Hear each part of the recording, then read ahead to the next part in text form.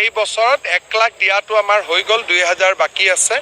এতিয়া আমি নতুনকৈ 50,000 চাকৰি দিম আৰু এইবাৰ চাকৰি দিওঁতে আমি এটা বিশেষ নীতি লৈছোঁ।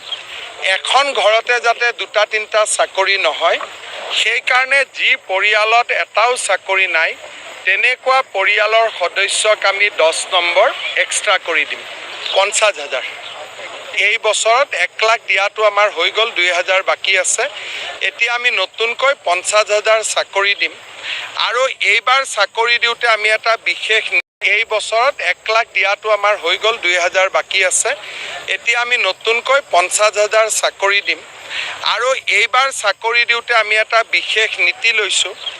এখন ঘৰতে যাতে 2-3টা চাকৰি নহয়, সেইকাৰণে যি পৰিয়ালত এটাও চাকৰি নাই তেনেকুৱা পৰিয়ালৰ সদস্যক আমি 10 নম্বৰ এক্সট্ৰা কৰি দিম, 50,000। এই বছৰত 1 লাখ দিয়াটো আমাৰ হৈ গ'ল, 2000 বাকী আছে।